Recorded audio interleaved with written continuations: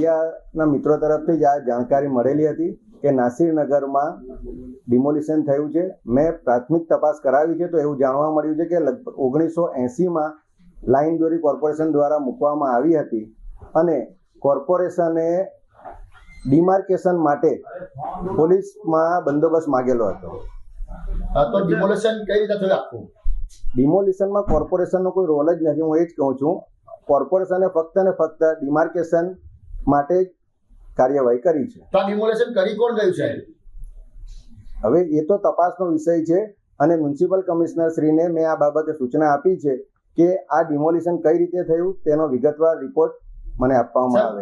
હું તમને એ જ કહું છું કે અમે તપાસનો ઓર્ડર આપી દીધો છે. હું એમ જ કહું છું, અમે ફક્ત ને ફક્ત ડિમાર્કેશન કરવા માટે પોલીસ બંદોબસ્ત માંગેલો હતો. તમામ રિપોર્ટમાં ખબર પડી જશે કે કોણ કોણ અધિકારી ત્યાં હાજર હતા. હું તમને એ જ કહું છું કે મ્યુનિસિપલ કમિશનરને અમે સૂચના આપી છે અને આ બાબતે વિગતવાર રિપોર્ટ અમને આપવામાં આવશે. અમે તપાસમાં જે બહાર આવશે તે રીતે આગળ પગલાં ભરીશું. સર, ઘર તૂટી ગયા છે, આ લોકો ઘર વિહોણા થઈ ગયા છે.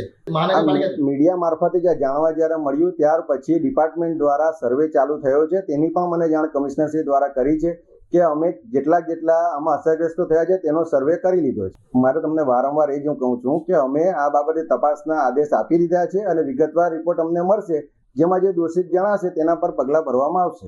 આ સર્વે એના માટે જ કરવામાં આવ્યો છે કે એ એકચ્યુઅલમાં કોર્પોરેશનની માલિકીના જગ્યામાં ઝૂંપડા હતા કે ખાનગી માલિકીમાં હતા. જો ખાનગી માલિકીના ઝૂંપડા હોય તો કોર્પોરેશને એમાં કોઈ પણ મદદ કરવાની રહેતી નથી. હું એ જ કહું છું કે ભાઈ આ 4 રસ્તાની જે મિલકત હોય છે તેમાં અંદર ઝોનમાં કયા ઝોનને લાગે છે તે નક્કી નથી હોતું. એને કારણે કદાચ આ ગૂંચવણ સર્જાયું છે કે તપાસમાં તમામ વસ્તુ જાહેર થઈ જશે.